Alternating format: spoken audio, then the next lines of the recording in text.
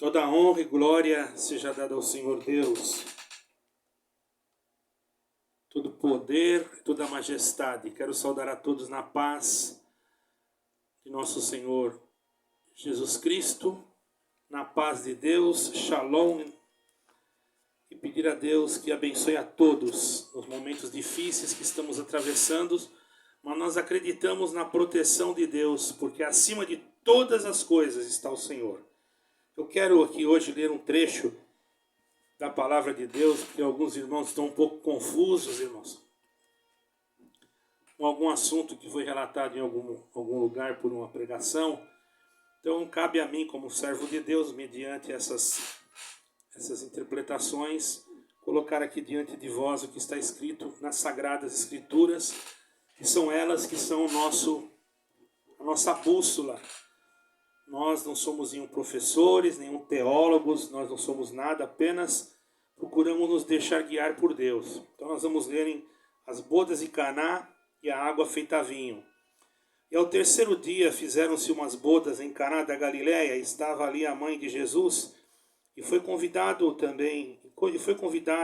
também foi convidado Jesus e os seus discípulos para as bodas. E faltando vinho, a mãe de Jesus lhe disse: não tem vinho. Disse-lhe Jesus: mulher, que tenho eu contigo? Ainda não é chegada a minha hora. Sua mãe disse aos serventes: fazei tudo quanto ele vos disser. Estavam ali postas 6 talhas de pedra para as purificações dos judeus, e em cada uma cabiam 2 ou 3 almudes. Disse-lhe Jesus: enchei de água essas talhas, e encheram-nas até em cima. E disse-lhes: tirai agora e levai ao mestre-sala. E levaram. E logo que o mestre-sala provou a água feita a vinho, não sabendo de onde viera, se bem que sabiam os serventes que tinham tirado a água, chamou o mestre-sala ao esposo e disse-lhe: todo homem põe primeiro o vinho bom, e quando já tem bebido bem, então o inferior. E tu guardaste até agora o bom vinho. E Jesus principiou assim os seus sinais em Caná da Galileia, e manifestou a sua glória, e os seus discípulos creram nele. Então, irmãos, aqui nós vimos um milagre, algo sobrenatural, porque quando o Senhor Jesus Cristo quer fazer alguma coisa sobrenatural, Yeshua quer fazer alguma coisa sobrenatural na nossa vida, ele não pede licença para ninguém. E talvez poderá você estar aqui hoje pela primeira vez, ou pela segunda, ou muitas vezes escutou alguns áudios, mas é necessário que Deus faça o sobrenatural na tua vida. Pois fique sabendo que se você crer e orar, confiar, Deus guardará aquilo que é teu e fará o sobrenatural acontecer. Porque é tempo de você fazer alguma coisa a mais para o Senhor, certo? Então, quando o Senhor Jesus foi convidado, sua família, irmãos, lógico que todos sabiam quem era o Senhor Jesus. Porque quando alguém dá um convite, manda um convite para alguém, justamente aquele que está sendo convidado, irmãos, a pessoa que está o convidando conhece ele. Então o Senhor Jesus não era nenhuma pessoa, um ser, uma pessoa humana que fosse até ali para querer se apresentar, ou querer se aparecer, ou mostrar que chegou. Isso é uma interpretação totalmente errada. Porque, para começar, irmãos, a presença de Yeshua em qualquer lugar, ela atraía a atenção do povo. Ele não precisava manifestar nada. Porque aonde ele estava, a glória de Deus estava com ele. É como se você pegasse um ímã e passasse em cima de um monte de alfinete. O que acontece? Os alfinetes vão todos e colam no ímã. Por quê? Porque existe uma força no ímã que chama magnetismo e puxa aqueles alfinetes. O Senhor não tinha nenhum magnetismo, mas sim a presença de Deus. E quando a presença de Deus chega, irmãos, todos sentem o ambiente, a atmosfera muda. Logicamente que houve uma mudança de atmosfera naquele lugar. Todavia, irmãos, ele ali foi convidado para uma festa. E jamais ele ia querer, irmãos, se destacar, porque ele sabia que toda a glória que se manifestasse nele aqui na terra ele daria ao Pai, porque ele nunca, de maneira nenhuma, usurpou a glória do Pai. Até mesmo no momento em que alguém chamou ele de bom mestre, ele disse: por que tu me chamas bom? Bom é meu Pai que está no céu.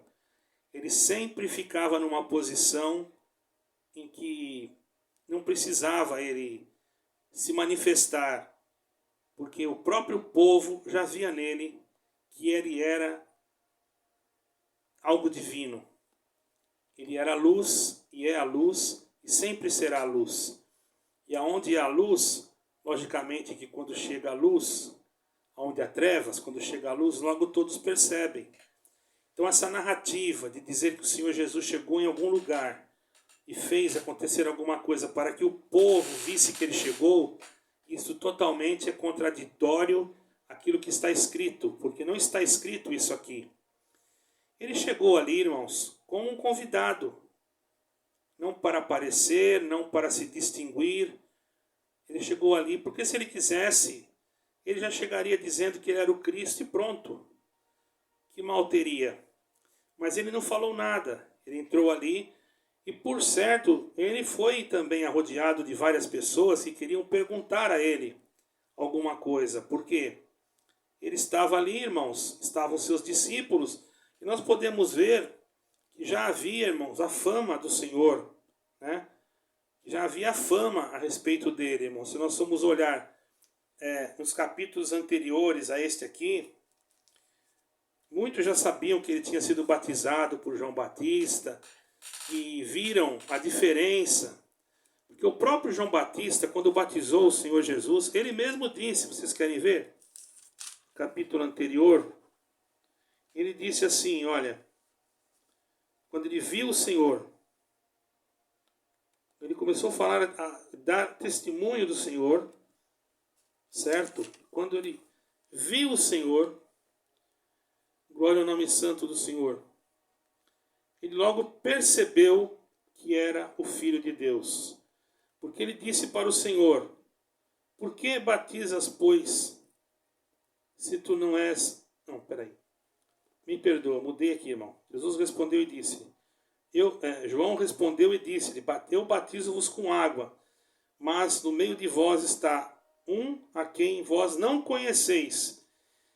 E este é aquele que vem após mim, que foi antes de mim, no qual eu não sou digno de desatar a correia das suas alpargas. Certo, irmãos? E ali, então, logo perceberam que o Senhor estava ali, irmão. E quando o Senhor Jesus foi batizado, está escrito assim, no dia seguinte João viu a Jesus, que vinha para ele. E João não ficou calado, ele bradou com grande brado e disse, eis o Cordeiro de Deus que tira o pecado do mundo. Irmãos, todos os que estavam ali, que viram, ouviram, já havia o comentário, porque a notícia, irmão, corria rápido naquela região, porque era já esperado o Messias, como eles estão esperando até hoje, porque não consideraram esse Messias, que é o verdadeiro Messias, como nosso Salvador. Muitos judeus estão aguardando o Messias, mas muitos já creram, e muitos estão crendo atualmente que Jesus Cristo, que Yeshua HaMashiach, que morreu e ressuscitou no terceiro dia, é o verdadeiro Messias. Isso já há vários testemunhos, rabinos que se converteram. Isso daí, irmão, não é novidade. Basta você procurar em alguma história verídica. Existem rabinos que já confessaram que Yeshua realmente era e é o Messias de Israel. Então a festa, irmãos, ele foi convidado, porque o que convidou se sentiu assim honrado com a sua presença. Então todos conheciam a sua família, mas chegou ele, os seus discípulos, e estavam ali, a festa continuava, não houve o Senhor não precisou chamar a atenção de ninguém após si para demonstrar que ele estava ali. Apenas ele queria fazer um milagre. E o milagre acontece, as coisas de Deus, irmãos, sem nenhuma premeditação, porque Deus, irmãos, ele não precisa premeditar milagre. Deus ele faz milagre a hora que ele quer, do jeito que ele quer, da forma que ele quer. Não vamos nós querer diagnosticar por que Deus fez aquele milagre, por que Deus transformou a água em vinho. Ora, será que ele fez aquilo porque ele queria que o povo notasse que ele estava ali? De forma alguma, irmãos. Muitas vezes ele falou com os sacerdotes, falou com aqueles que ele curavam, vai e mostra-te ao sacerdote conforme a lei de Moisés. E cumpre o que está escrito. Não digas nada. Mas o povo, logicamente, que falava. E isso, irmãos, é normal acontecer. Porque o povo via realmente que ele não era um homem comum como os outros. Embora ele tinha a natureza humana, mas ele era um homem santo. E como a sua mãe, Maria, segundo a carne, conhecia, irmão, muito bem o que o anjo de Deus falou com ela, quando no movimento da festa, a bebida que alegrava a festa era o vinho. E quando a mãe de Jesus lhe disse, não tem vinho, ele disse para ela, disse-lhe Jesus, mulher, que tenho eu contigo? Ainda não é chegada a minha hora.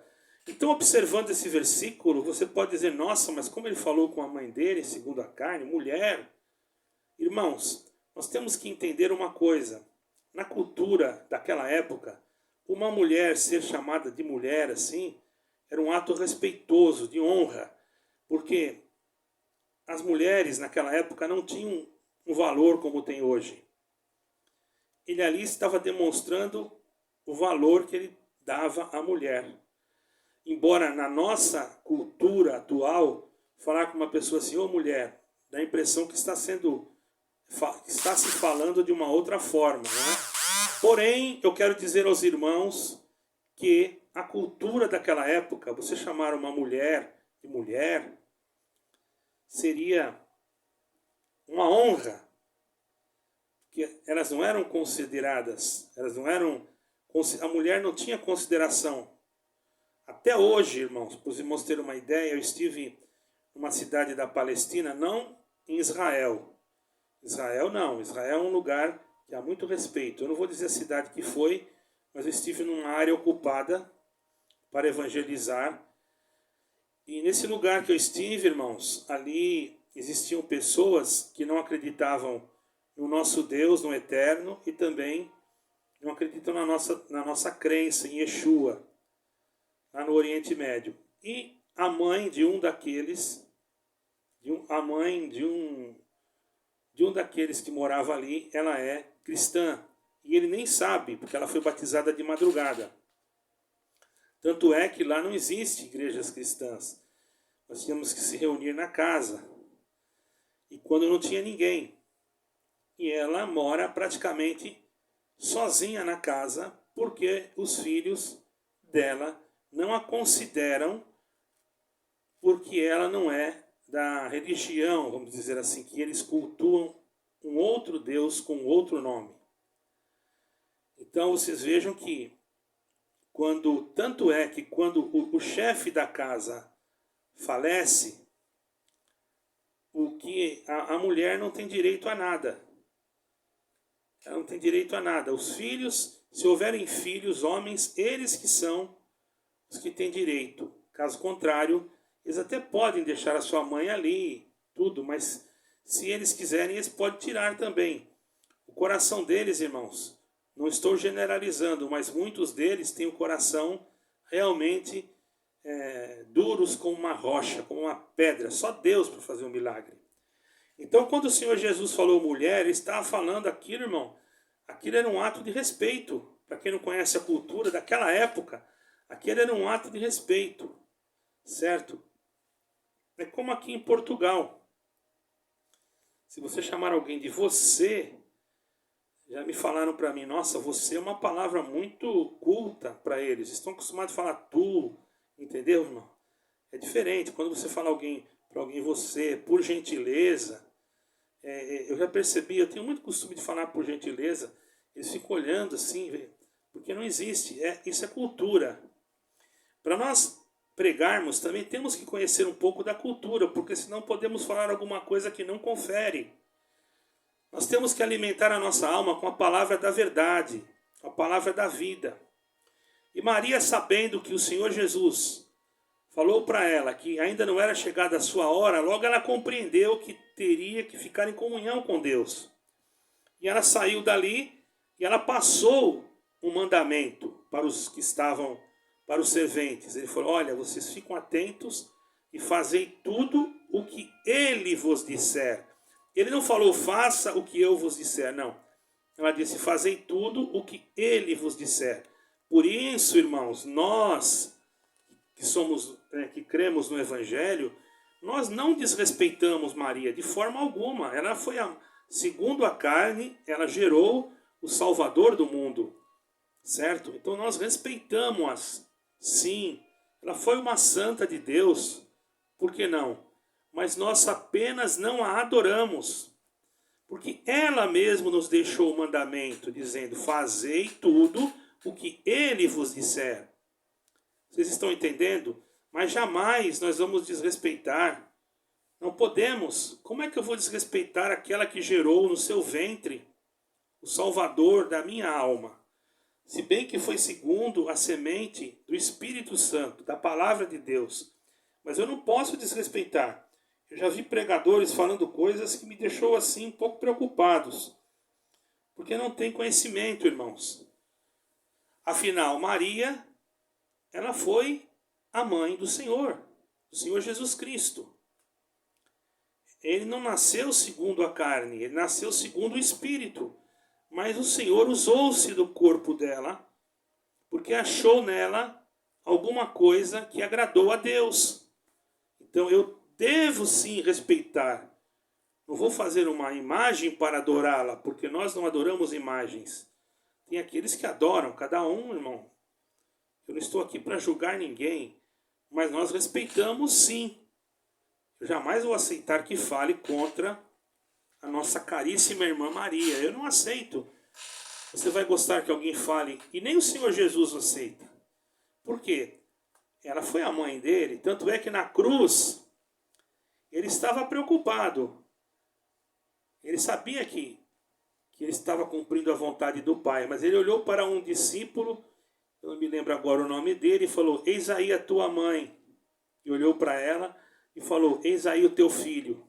Como que dizendo: cuida dela na sua velhice, cuida dela para ela não ficar sozinha. Olha como ele tinha cuidado com a sua mamãe. E hoje muitos não têm cuidado com seus filhos, muitos pais não têm cuidado com seus filhos, muitos filhos não respeitam mais os pais. Estão percebendo? Por isso que nós lutamos contra determinadas ideologias malignas e às vezes somos tidos como fascistas, porque ensinamos a verdade, só porque falamos do amor de Deus, só porque pregamos contra o pecado, contra a ideologia de gênero, contra tirar as crianças. Vocês não sabem o que vocês estão falando quando vocês falam isso, porque vocês não imaginam quantas crianças desaparecem por ano no mundo. Eu não vou dizer a estatística correta, porque eu tinha estatística, mas me fugiu da mente. Tem crianças que somem e nunca mais ninguém acha, crianças pequenas. Por quê? A maioria delas, eu não sei aqui em Portugal, mas em alguns lugares onde existem feitiçarias, bruxarias, porque existem. Às vezes, os espíritos das trevas querem sangue de crianças. Por isso que eu digo para vocês, irmãos, que eu sou totalmente contra o aborto. Porque o aborto seria como se estivesse matando uma criança dentro do ventre da mãe. Para mim seria a mesma coisa que oferecer um filho a Moloque. Moloque era um deus, que não era Deus, que na verdade por trás daquela imagem maligna existia um espírito. Ele fazia com que os pais entregassem as suas crianças recém-nascidas para serem queimadas e pregavam para eles que aquela criança seria então uma criança que seria salva por Moloque e viveria eternamente. Então muitos faziam isso e achavam que estavam fazendo alguma coisa de bem. E isso era abominação, é abominação a Deus. Então, irmãos, hoje existe uma outra forma, é outro modus operandi, quando a pessoa, eu sempre falo, uma pessoa às vezes pode acontecer um acidente, irmão, e a pessoa ser apanhada por malfeitor ou qualquer coisa e ter uma gravidez indesejada por motivo de estrupo ou outra coisa qualquer. Eu não gosto muito de tocar nesse assunto, e logicamente que a mãe ou a jovem, às vezes até uma jovem, fica traumatizada e já logo quer tirar aquela criança. Irmãos, eu aconselho orar a Deus, e Deus tem poder de fazer não crescer aquilo ali, não vingar. Mas se acontecer de crescer e vingar, o que eu acho, dentro do meu ponto de vista cristão, a pessoa não quer porque sabe que é de uma pessoa que realmente é de uma pessoa que a violentou. O meu ponto de vista é o seguinte, irmãos. Quando chega na maternidade, já avisa que não quer nem ver a criança. Tira quando nasce e já leva para uma adoção. Não comete o matricida e não peca diante de Deus.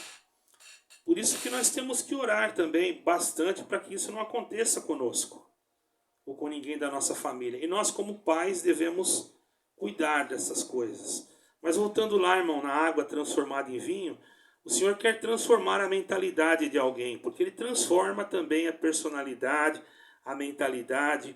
E para isso, muitas das vezes, irmãos, era necessário mexer, movimentar alguma coisa para que o povo percebesse. Então houve um movimento. E esse movimento, irmãos, não foi feito, não foi o Senhor que promoveu esse movimento. Não foi o Senhor que, vou fazer isso, vou pedir para o Pai que Ele faça acabar logo para mim aparecer aqui e dizer que eu vou fazer um milagre. Não, isso já estava marcado, ia acontecer, estava determinado. O Senhor Jesus não precisa, Ele não é garoto propaganda, irmãos, Ele é o Filho de Deus. Vejamos o que pregamos na igreja. Deus não quer fazer propaganda, Deus quer dar a salvação. Tem muitos pregadores, irmãos, que pregam coisas absurdas e o povo ainda glorifica a Deus. Coisas que são heresias, e Deus não se agrada dessas coisas. Seria como se eu estivesse dizendo que o Senhor Jesus Cristo veio ali para enganar o povo, para se aparecer diante do povo. E isso, irmão, é grave. Por isso nós temos que ter cuidado das palavras que nós colocamos. A festa correu, como veio mais gente, logicamente, irmãos. Porque foi convidado o Senhor Jesus e a sua mãe, por certo seu pai. Mas quando ele estava junto com os seus discípulos, por certo, seus discípulos foram todos. Logicamente que indo mais gente na festa, logicamente que acabou mais rápido o vinho. Então, quando Maria falou com o Senhor Jesus e ela falou com os serventes, fazei tudo o que ele vos mandar, ela deu um ensinamento para eles. Que era para eles que serve para nós. E é um ensinamento que ela deu, nós seguimos até hoje. Nós fazemos aquilo que o Senhor nos manda. Nós não fazemos aquilo que alguma entidade nos manda ou que algum espírito contrário nos manda. Nós procuramos fazer aquilo que o Senhor Jesus, que o Eterno, que nós podemos chamar de Elohim, o Elohai, o Adonai. Muitos acham estranho às vezes eu falar isso porque não conhecem. Isso é em hebraico. Adonai é o Senhor verdadeiro, Elohim é Deus, Elohai é meu Deus, El Shaddai é Deus da força. Então nós temos que entender essas coisas, irmãos, são coisas básicas. Não é preciso estudar teologia para saber essas coisas, basta nós lermos as Escrituras. Por isso leiam as Escrituras, para que vocês não sejam enganados diante de determinadas coisas, irmãos. A falta do conhecimento é a falta do entendimento. Por isso que o Senhor Jesus falou assim: o meu povo sofre por falta de conhecimento. Por isso que, mas eu não sei ler, eu não sei. Quando você não sabe, Procure alguém de sua confiança, que você confie, certo? Que você tenha assim, uma certa consideração, para ela te explicar. Eu tenho certeza que aquele homem ou aquela mulher de Deus que tem o Espírito Santo junto dele, que tem o Senhor Jesus Cristo, Yeshua, Hamashia, junto dele, ele vai ter o prazer de te explicar e até de ler o capítulo para você, se for possível, entendeu? Então, quando o Senhor Jesus estava ali na comunhão, Deus visitou ele e ele chamou os serventes, e diz aqui a palavra, bem claro, irmãos. Estavam ali postas 6 talhas de pedra para a purificação dos judeus, e em cada uma cabiam 2 ou 3 almudes, não é? 2 ou 3 almudes. Então ele disse, enchei de água, trazei essas talhas. Disse Jesus, enchei de água essas talhas. E encheram até em cima. Bom, 2 ou 3. Vamos considerar que fossem 3. Se fossem 3 talhas, seriam 540 litros de vinho, irmãos. Pela quantidade de almudes. Certo? 542 litros. Dá para... Ou melhor, 540 litros. Me perdoe, irmão. Já aumentei 2 aqui por minha conta. 540 litros, se fosse as 3 talhas. Né? Porque 2 talhas seriam 108 litros. 2 talhas. 3 vezes 8, 24. Faz 2. 3 vezes 2, 6. Não, peraí, deixa eu fazer essa conta direito. Bom, eu fiz uma conta aqui, irmãos. Eu quero ver se essa conta está certa. Eu acho que eu exagerei na quantidade de talhas. Mas eu já havia feito a conta pela quantidade de talhas. Então eu vou fazer aqui. Eu vou ler a quantidade de talhas. Bom, 6 talhas. Aqui está falando 6 talhas. Se fossem 6 talhas, seria uma quantidade de 540 litros. 6 talhas. Aqui está dizendo que era 2 ou 3 talhas. Bom, há uma tradução que fala que são 6 talhas, não é? Ah não, 6 talhas, está aqui. Estavam ali postas 6 talhas. 6 talhas está certo. 6 talhas eu fiz a conta aqui, dá 540 litros. 540 litros de vinho, irmão. Colocaram 540 litros de água naquelas talhas. Para que serviam as talhas, irmão Raul? As talhas para a purificação dos judeus, existiam judeus que já tinham o costume de deixar as talhas na porta da casa, na entrada, porque quando chegava algum judeu de fora, que vinha visitar a casa do outro, ele se lavava ali as suas mãos, e era usada aquela água para lavar as suas mãos, os seus pés, certo, irmãos? Tiravam da talha, colocavam em um recipiente, e ali lavavam as mãos e os pés. E também existiam os banhos de purificação. Então cada casa geralmente tinha a sua quantidade de talhas, de acordo à necessidade. Isso era um costume daquela época. E nesta casa onde estava tendo essa festa, tinham lá 6 talhas, estavam vazias, e o Senhor mandou encher de água todas elas. Então deu essa quantidade enorme de vinho. E o Senhor então manifestou o seu sinal em Caná da Galileia, e muitos creram nele. Ele não estava ali para se aparecer, ele não fez aquilo para mostrar que ele era maior do que ninguém, ele não precisou fazer propaganda do poder de Deus, mas porque aonde ele vai, ele já demonstra, só pelo seu passar, só pela sua sombra, só pelo seu olhar, só pelo seu gesto, que ele é o Filho de Deus. Se ele estiver perto de você agora, mesmo você não o vendo, você vai sentir que ele está com você. E quando ele está com alguém, ele protege aquele a quem ele ama. Ele estando com você, você está protegida. Você está protegido. Se você ainda não alcançou essa misericórdia de crer que você não está só, de crer que você está com alguém que te ama, aproveite essa oportunidade.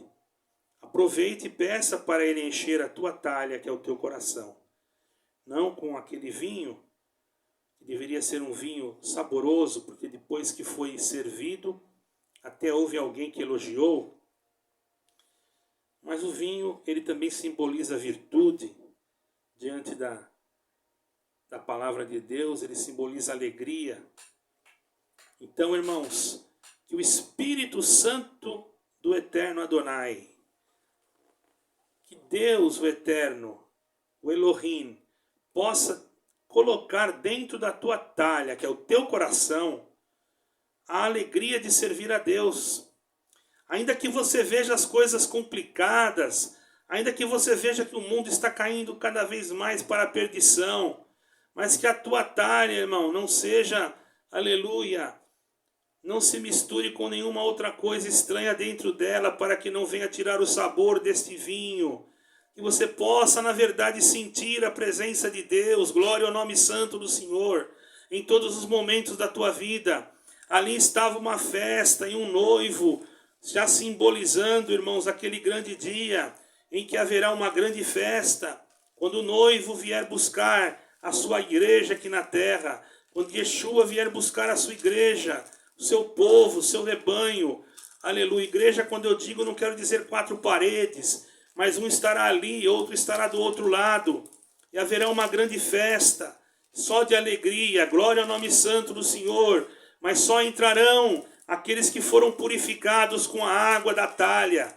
Hoje a água da talha é a palavra de Deus, ela sai daqui como uma fonte inesgotável, para lavar o teu espírito, para lavar a tua alma, para dar para você a compreensão que sem a palavra de Deus dentro de você, você não vai conseguir chegar a lugar nenhum.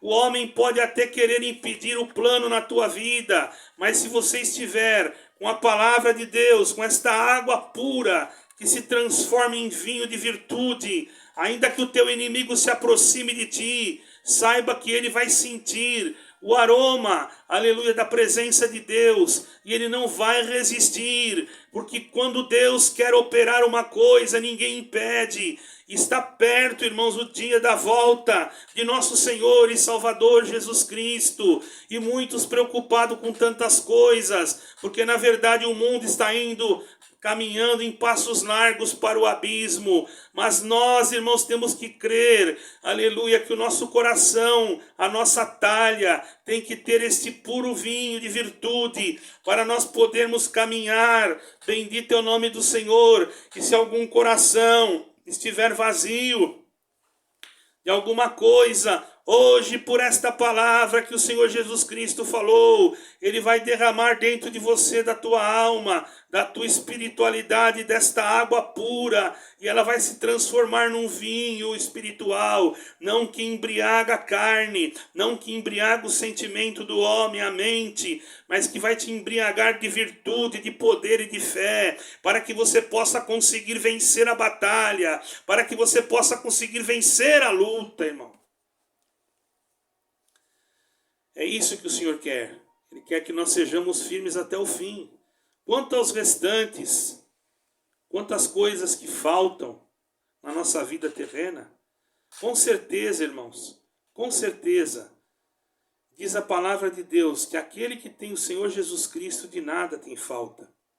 Mas aquela minha causa, mas aquela minha luta, mas aquela minha guerra, entregue na mão do Senhor Jesus Cristo. Ali a necessidade foi entregue para ele. Não houve muita repetição. A necessidade é que não tinha vinho. Ele poderia, depois daquilo, fazer muito mais coisas. Pode ser até que ele fez, isso não está escrito. Mas era aquela obra que estava marcada. E não precisou ele falar, ó, estou aqui, me traz a talha aqui que eu vou mostrar para vocês que eu sou Jesus Cristo. Quem prega assim, irmão, está totalmente equivocado. O Senhor não precisa ludibriar ninguém para mostrar que Ele chegou. O Senhor apenas chega e todos já reconhecem quem é Ele. Quando Ele quer se manifestar e quando Ele quer se ocultar. Porque quando os 2 discípulos estavam a caminho de Emaús, Ele apareceu e ninguém conheceu. mas na hora de partir o pão, todos o conheceram. Então saiba que ele não precisa de propaganda para dizer que ele está aqui ou que ele está ali. Você vai sentir se ele está ou não está. Quando ele está, a palavra de Deus, ela vem concernente ao que está escrito. Quando ele não está, o homem se confunde e não tem o que falar e faz você acreditar em tantas promessas que muitas das vezes, muitas não se cumprem e o seu coração pode ficar abatido. Mas eis aqui a palavra. O Senhor transformou a água em vinho. E poderoso é o Senhor para transformar muitas coisas na nossa vida. Poderá transformar a tua alma, poderá transformar a minha, porque a cada dia que passa, nós estamos passando por um processo de transformação. E esse processo de transformação, ele tem que ser para melhor e não para pior. Nós não podemos voltar atrás, nós podemos seguir à frente, para chegar ao ponto em que o aroma deste vinho espiritual que está dentro da nossa talha agrade o nosso Criador e ele possa levar-nos para o reino da sua glória. Creia, o Senhor Jesus está voltando. Prepare a tua talha, porque ainda vai entrar muita água aí e muita coisa será transformada. Toda a glória e honra seja ao Eterno para sempre. Amém e amém.